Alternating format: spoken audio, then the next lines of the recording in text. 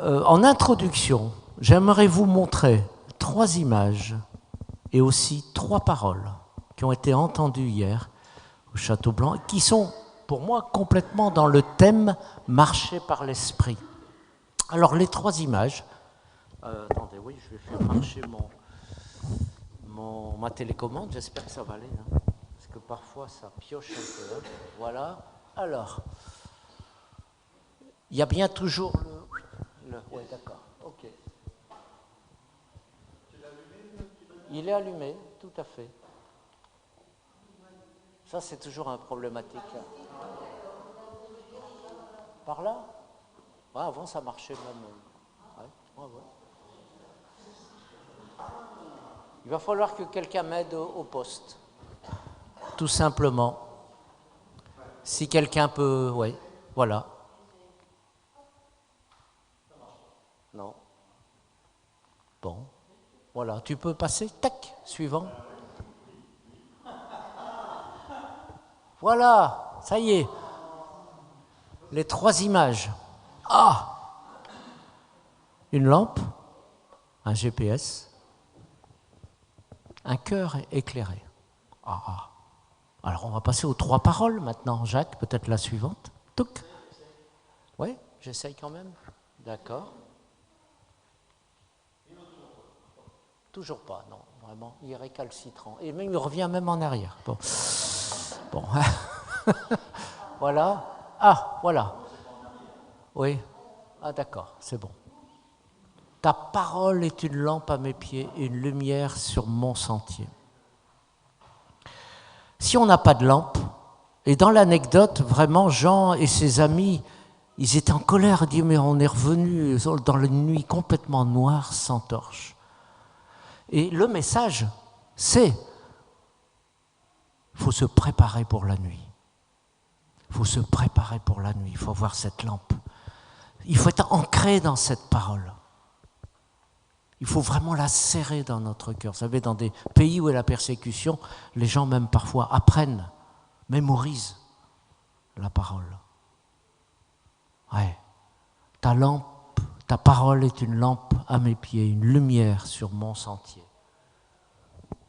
Ah, Ésaïe, tes oreilles entendront la voix qui dira, voici le chemin, marchez-y.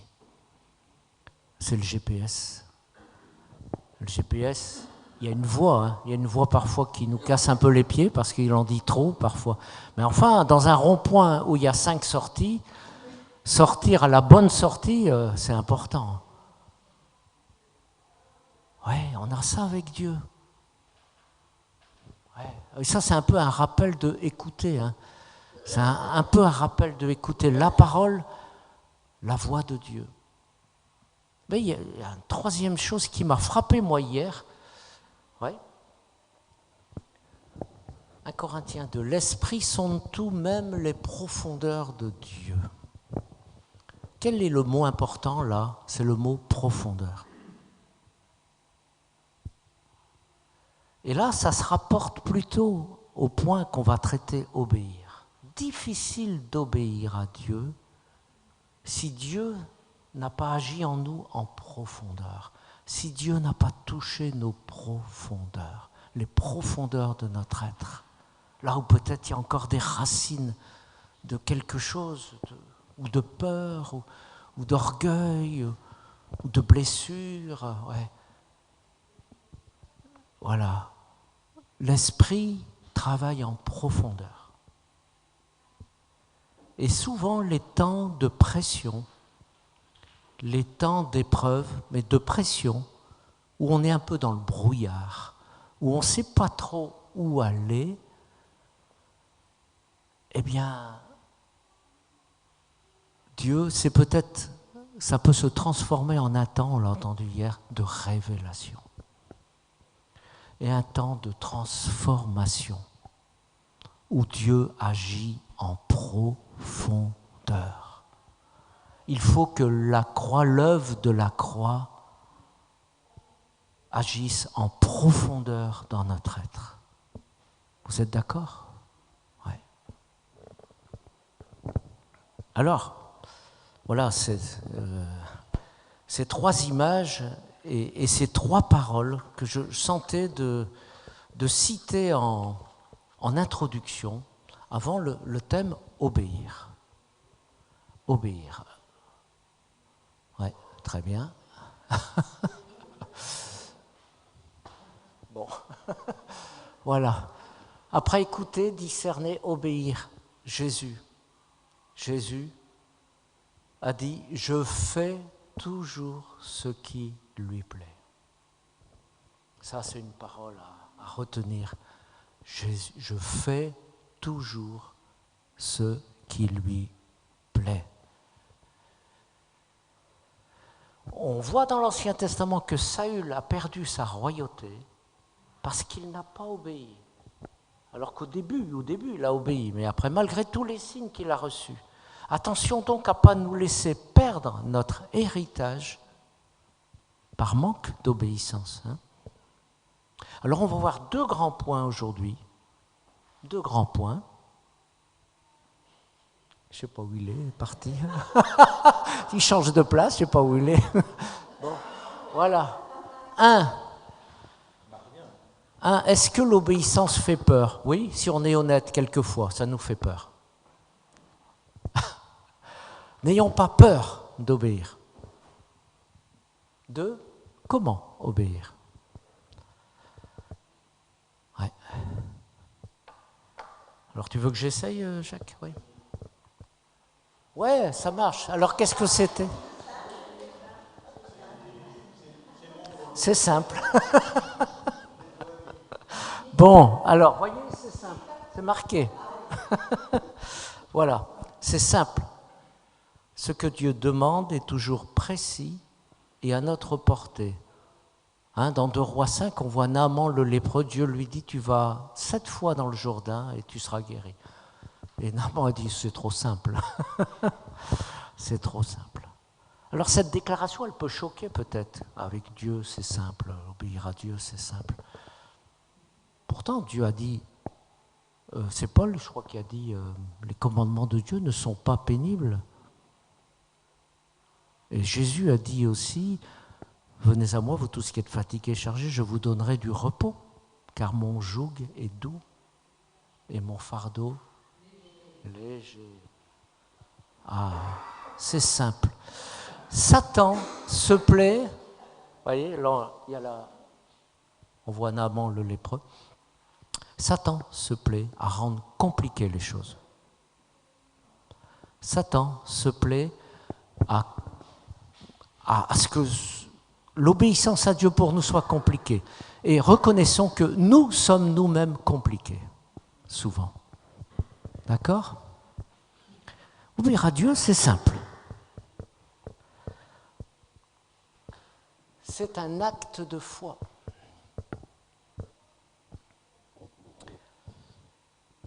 Marcher par l'esprit, c'est marcher par la foi, c'est obéir un pas à la fois.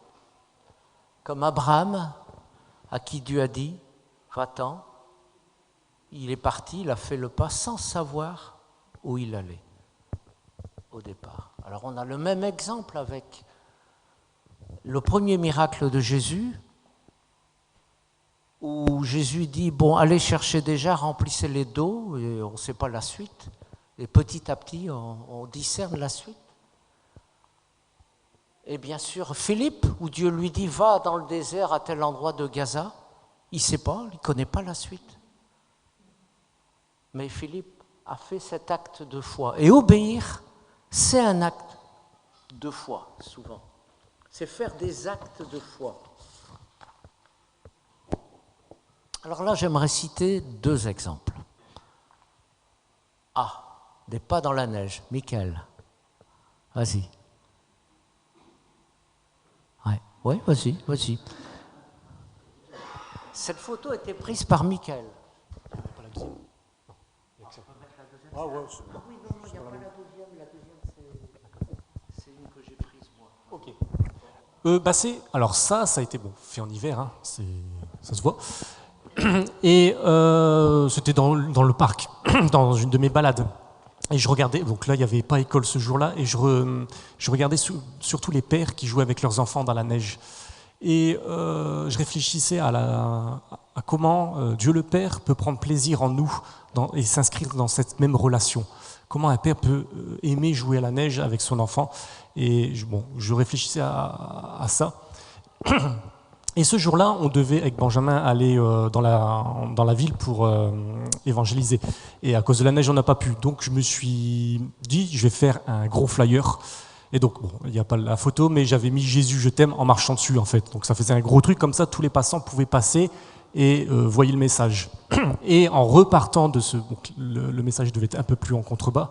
Et en repartant, en me retournant, j'ai vu vraiment ce chemin tracé par mes traces de pas. Et comme je faisais attention pour pas que ça fasse des traces de pas partout, pour que ça fasse quelque chose, un beau message, je marchais à chaque fois dans les mêmes pas. Et il y a ce verset du psaume que j'ai cité tout à l'heure à la Sainte Seine, de 33, verset 8. Je t'instruirai et je te guiderai, je te montrerai le chemin. Et donc ça m'a montré personnellement, mais aussi pour l'Église, que Dieu est là comme le Père et l'enfant. Il nous montre le chemin. Il a déjà tracé le chemin et on n'a plus qu'à suivre aussi son chemin. Voilà, pour s'inscrire. Et après, il y avait aussi le fait de regarder des fois en arrière, non pas pour s'apitoyer, mais en regardant parfois en arrière, on voit ces traces de pas, et ça montre aussi la fidélité de Dieu, et de montrer aussi combien il a été fidèle, et le parcours parcouru que nous avons fait, de dire waouh, comme quoi, voilà, Dieu est fidèle. Voilà, c'était ça. Merci Michael. Voilà, c'est une parole, vous avez compris, pas seulement pour Michael, mais pour l'Église. Je t'instruirai et te montrerai la voie que tu dois suivre, pas après pas. Et alors, vous savez, Dieu parle quand on marche. Je vous encourage à marcher. Vous avez à cœur votre ville, votre quartier, votre rue. Marchez. Marchez et priez. Et Dieu vous parlera en marchant. Dieu vous parlera. Dieu m'a parlé. J'ai marché cette semaine encore. J'ai voulu passer dans ma marche dans plusieurs endroits stratégiques de Wavrin. La mairie, la maison des Oliviers, le centre culturel, enfin voilà. Et donc au niveau du centre culturel, je sentais que le Seigneur me disait, il faudra que tu repasses devant l'église. Ok, alors j'avais repéré mon chemin direct pour aller à l'église, puis le Saint-Esprit me dit, non, passe par le collège. Notre église ici, oui. Et le Saint-Esprit me dit aussi, passe par le collège. Mais le collège, c'est un sacré détour. Et du collège, il n'y a pas de route qui mène à l'église. Je dis, Seigneur, je veux bien, mais enfin, je vais devoir refaire demi-tour. Ok. Et donc, je suis passé devant le collège et j'ai prié devant le collège. J'ai prié pour les jeunes, la jeune génération, que j'ai très à cœur, qu'on a très à cœur en ce moment. La jeune génération, les jeunes collégiens, avec tout ce qui est vécu en ce moment, vraiment. Et donc, je suis passé devant l'entrée du collège, et puis j'arrive au bout, sur le côté là, c'est derrière le collège, et puis on discerne un peu le quartier où il y a l'église là. Donc, c'est la rue de l'avenue de l'Europe, je crois. Oui, c'est ça. Je dis, mais Seigneur, il n'y a pas de chemin. Regarde. Et il y avait un tout début. Pas grand-chose, quelques pas, mais je dis, après, il y a des champs, il y a des pâtures, il y a des clôtures, je ne sais pas moi. Eh ben non, j'ai réussi à arriver à l'église. Il y avait comme un chemin presque invisible qui me menait à l'église. Ouais. Des petites traces de pas au bord d'un champ. Vraiment. Et Dieu m'a parlé. Et Dieu m'a dit, tu sais, continue à prier pour la jeune génération. Je vais les conduire vers mon église. Je ne dis pas l'église de Wavrin, parce qu'on ne fait pas de... Vers mon église, vers moi, vers ma personne. Je vais savoir les conduire. Peut-être devant nous, il y a un chemin qui va paraître un moment invisible. Mais non, regarde bien. Tu vas trouver, tu vas voir le chemin. Voilà. Et les jeunes trouveront ce chemin aussi. Vers la foi, vers le salut, vers l'Église. Amen. Vous voyez que Dieu nous parle quand on marche. Je vous encourage vraiment à marcher. Alors, Prenons ces choses comme un encouragement, hein, parce qu'on est dans une période où on tâtonne un peu ici. Est-ce qu'on va rester dans cette salle? Est-ce qu'il faudra aller ailleurs? Voilà, c'est une période, un petit brouillard là, hein, et puis on n'a pas l'argent pour construire quelque chose de nouveau. Écoutons et faisons au moment voulu les actes de foi. Je t'instruirai et te montrerai la voie que tu dois suivre. Alors, n'ayons pas peur d'obéir, surmontons la peur de nous tromper. Surmontons. Alors, si cette peur nous domine, on ne va jamais rien faire. Hein. Vous êtes d'accord? Si la peur nous domine, on ne fait rien. Hein. Alors, ayons du bon sens. Tant qu'on n'a pas de réponse claire, utilisons le bon sens. Hein, l'intelligence renouvelée par la parole de Dieu, sanctifiée par son esprit, nous apporte une aide précieuse. Ne négligeons pas le bon sens. Soyons modestes. Qu'est-ce que ça veut dire? Commençons par obéir dans les petites choses. Hein, Matthieu 25 dit « Tu étais fidèle en peu de choses. Celui qui est fidèle dans les petites choses le sera dans les grandes aussi. » Et soyons humbles. Psaume 25, 9, il enseigne aux humbles sa voie. Il faut avoir l'humilité d'accepter l'idée qu'on puisse se tromper. C'est un risque réel, ne le nions pas. Mais en fin de compte, ne risque-t-on pas de se tromper encore davantage en refusant d'écouter le Saint-Esprit sous prétexte qu'il y a trop de risques?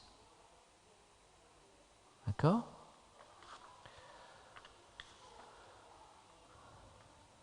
Moïse était l'homme le plus humble de la terre, est-il dit, et Dieu lui parlait face à face. Et Moïse a pu le suivre. Le point suivant est un point important. Si Dieu, notre Père, veille sur nous. Et je crois qu'il n'y a pas plus belle image que l'image de parents qui veillent sur l'enfant qui commence à marcher. Un enfant qui apprend à marcher ne se fait pas mal en tombant parce qu'il ne tombe pas de haut et parce que ses parents veillent sur lui.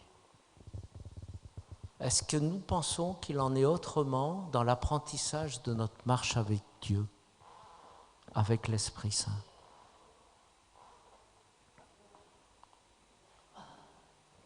Un verset que j'aime beaucoup et que j'avais reçu avant de déménager, d'acheter notre maison, où on était avec Annette il y a bien longtemps.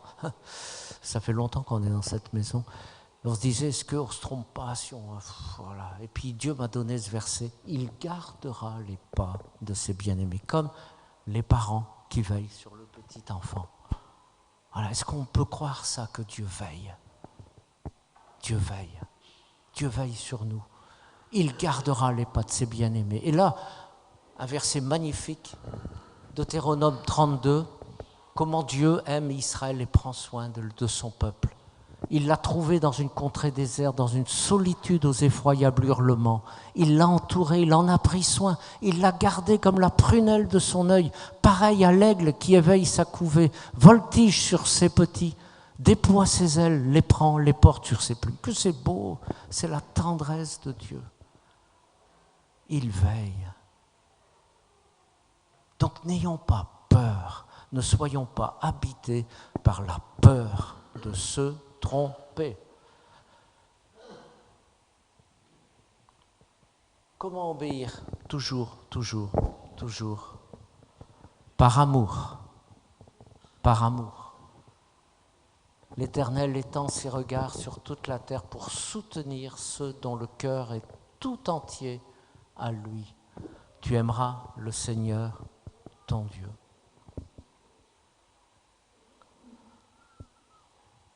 Notre obéissance est avant tout une obéissance de cœur, comme Jésus qui voulait faire tout ce qui plaisait à son Père. On n'obéit pas à partir d'un manque, mais on obéit à partir d'une plénitude d'amour reçu de lui. Alors, tout de suite, vous pouvez faire la remarque peut-être, Ça ne veut pas dire que quand on ne ressent pas donc cette plénitude, on n'obéit pas. Non, ça ne veut pas dire ça non plus. On obéit parce qu'on sait qu'il est la source de la plénitude. On sait, on l'a expérimenté plusieurs fois. Et parce qu'on sait qu'il est la source de la plénitude, parce qu'on sait qu'il est amour, on obéit aussi par amour, dans la foi.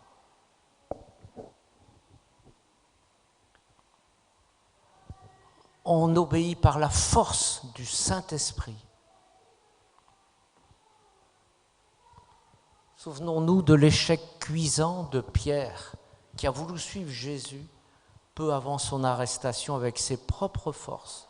« Je ne te renierai pas, même s'il faut que je meure avec toi. » On doit réaliser qu'avec nos forces naturelles, nous sommes incapables d'obéir à Dieu. Et parfois, l'échec est nécessaire pour apprendre à ne compter que sur lui. Alors là, une petite devinette. Alors, les biblistes là, c'est quoi ce verset?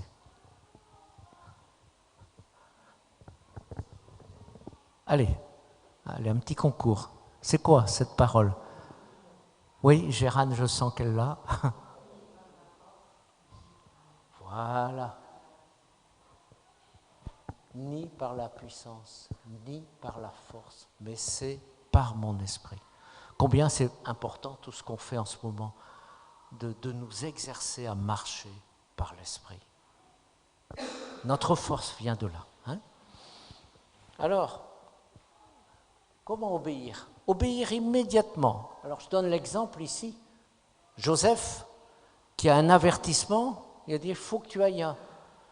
Alors, si Joseph, pendant des semaines et des semaines et des mois, avait tergiversé en se disant, quand même, est-ce que c'est Dieu qui m'a parlé ou pas? Ben, je crois que son enfant aurait été assassiné par le roi Hérode. Obéir immédiatement, mais bien sûr, pour une décision importante, on attend on a la certitude que c'est le Seigneur qui a parlé, et aussi certitude que c'est bien le moment de partir. Parfois, il y a des décalages. Dieu nous donne un ordre, mais ce n'est pas encore le moment d'obéir. Ben, c'était le cas d'ailleurs pour nous, pour l'église de Wavrin. On a eu l'appel bien des années avant que ça démarre. Hein? Mais des fois, c'est immédiat. Immédiat. Si le Saint-Esprit veut nous prévenir d'un danger, il faut obéir. Hein? Il faut obéir.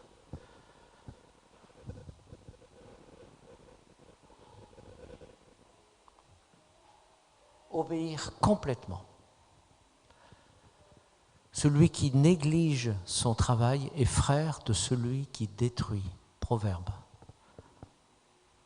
Obéir complètement, comme Noé qui a suivi toutes les instructions dans la construction de l'arche, comme David qui devait préparer les matériaux pour le temple, il a suivi toutes les instructions.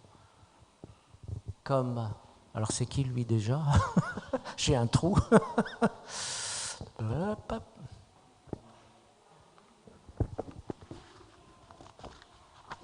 C'est pas Néhémie? Je crois que c'est Néhémie. Ouais. Oui, là c'est Moïse, pardon. Et là c'est David. Voilà. D'accord? Voilà. L'un et l'autre ont suivi toutes les instructions pour obéir complètement. Alors je vous donne un témoignage à ce sujet que j'ai recueilli. Bon, là c'est plus au Wavrin, mais on s'en va au Guatemala. D'accord? Bon. En 1965, la région de Santa Rosa au Guatemala souffrait d'une grande sécheresse. Les animaux mouraient, les récoltes se gâtaient, les affaires faisaient faillite, les gens partaient, l'eau manquait partout. On pleurait, on faisait pénitence, on suppliait Dieu d'envoyer la pluie. Il ne plut pas. Mais le Saint-Esprit parla au sein d'une petite assemblée au travers d'un message en langue et de son interprétation. Et le message disait « Creusez un puits dans la cour du pasteur, vous y trouverez de l'eau. » Il y eut beaucoup d'opposition quand le pasteur et les anciens se mirent à obéir. On les traitait de fanatiques, d'hallucinés, d'autant plus que le sol de la cour du pasteur était très dur et en forme de monticule. Ils persévérèrent. Le 4e jour, ils se heurtèrent à un énorme bloc de pierre. Il fallut 2 jours pour l'enlever. Alors jaillit une eau abondante et pure. La ville entière vient au puits, seul point d'eau de la région. 2 anciens montaient la garde et accueillaient les uns les autres en disant cette parole de l'Évangile. Quiconque boit de cette eau aura encore soif, mais celui qui boira de l'eau que Christ lui donnera n'aura jamais soif. La ville fut transformée et le Seigneur ajouta à l'Église des centaines de personnes dans cette année-là. Tel est le fruit de l'obéissance complète d'une poignée de chrétiens. Vous voyez combien c'est important d'obéir complètement. Obéir complètement ne veut pas dire en rajouter. Il faut apprendre à dire non aux demandes qui ne nous semblent pas venir de Dieu. L'ennemi, attention, peut chercher à nous épuiser de cette façon. Rappelez-vous, le joug du Seigneur est doux, léger. Obéir malgré les conséquences. Ah, il y a des conséquences? Ah bah oui, il peut y avoir des conséquences. Il peut y avoir des conséquences. Première conséquence, celle de ne pas connaître la suite. D'accord? On aimerait bien tout connaître. Et des fois, Dieu nous demande un acte de foi et un acte après l'autre. Donc, vous voyez, voilà, celle de ne pas connaître la suite. Mais nous savons que là où Dieu envoie, il pourvoit. Là où Dieu envoie, il pourvoit. Amen. Notre obéissance, on l'a vu dans le témoignage que je viens de dire, peut entraîner de l'opposition. Notre obéissance peut entraîner de l'opposition. Et là, j'ai un autre témoignage, et on s'en va au Rwanda. Un homme politique du Rwanda devait être réélu comme président de son parti. Il se convertit peu avant les élections et Dieu lui demanda d'abandonner la politique. C'est ce que Dieu lui a demandé à lui. À d'autres, peut-être Dieu peut demander de s'engager. Et il obéit malgré pression et menaces. Alors, on lui a dit, si tu n'acceptes pas un nouveau mandat, on te brûlera, toi et ta famille et tes biens. Il avait 10 jours pour réfléchir. Il tint ferme dans l'obéissance. Les 10 jours écoulés, on l'enferma avec les siens dans sa maison. Tandis qu'on s'apprêtait à y mettre le feu devant la foule rassemblée, un violent orage éclata. Beaucoup s'enfuirent en courant. Cet homme obéissant jusqu'à la menace de mort devint l'artisan d'un puissant réveil. Obéir malgré les conséquences. Alors j'en arrive à la conclusion. Qu'est-ce que vous voyez là? Une robe de mariée. Une robe de mariée, oui. Ah ah. Eh bien, voilà la parole qui accompagne cette photo. Les noces de l'agneau sont venues et son épouse s'est préparée. Il lui a été donné de se revêtir d'un fin lin éclatant et pur, car le fin lin, c'est la justice, les œuvres des saints. Quand nous obéissons à la parole du Seigneur, à l'Esprit Saint, nous continuons l'œuvre commencée par Jésus et nous nous préparons au mieux ainsi pour son retour, pour les noces.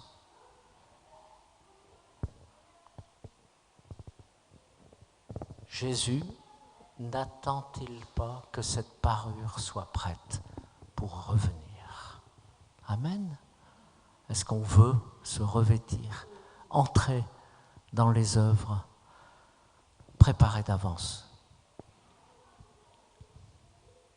Alors, je termine à l'avance, comme ça on a du temps pour la communion, les uns avec les autres après, c'est pas plus mal, voilà. Oui, elle retarde? Un peu, oui, c'est vrai. Alors pour la prière, simplement la prière que j'ai à cœur, et je cite là une phrase de Einstein. Einstein, il a dit « Le hasard, c'est Dieu qui se promène incognito ». Et j'ai été percuté par cette phrase cette semaine. Je l'ai vue sur Facebook, c'est une chrétienne de l'église CP d'ailleurs qui l'a envoyée. Dieu qui passe incognito. Et hier, il y avait une expression que j'ai beaucoup aimée, c'est la pensée que Dieu se tient en embuscade. Dieu se tient en embuscade sur notre chemin. Je trouve ça très beau. Dieu se tient en embuscade pour nous parler, pour nous guider, pour intervenir. Et je trouve que nous aussi, nous devons nous tenir en embuscade, c'est-à-dire guetter la parole de Dieu, la voix de Dieu, et son intervention aussi sur notre chemin, pour le suivre. Amen. Et c'est ça le sens de ma prière ce matin, que nous soyons tous en embuscade de notre Dieu, en embuscade lui-même. D'accord ? Voilà. Notre positionnement d'être en embuscade. Et la façon dont tu as prié, Léna, c'était vraiment ça, tu vois, ta prière. Tu te tiens en embuscade de ce que Dieu va faire dans la nation. Amen. Et voilà, on doit être en embuscade de ce que Dieu va faire dans notre région, dans la nation. D'accord ? Est-ce que vous êtes d'accord avec cette prière ? Voilà, Seigneur, je prie de tout mon cœur. Voilà, oui, Seigneur, tu passes incognito, tu passes sur notre chemin, tu te tiens en embuscade sur notre chemin, à chacun, prêt à nous parler, prêt à nous guider, prêt à intervenir. Et Seigneur, nous guettons, nous sommes dans cette position de te guetter, nous te guettons dans ce que tu vas dire, dans ce que tu vas faire dans nos vies, dans l'Église, dans notre ville, dans notre région, dans notre nation. Merci Seigneur, fais de nous des guetteurs qui obéissent à l'Esprit et qui se préparent pour se revêtir de cette robe de mariée, de fin lin, cette parure de fin lin pour les noces de l'agneau. Amen. Amen.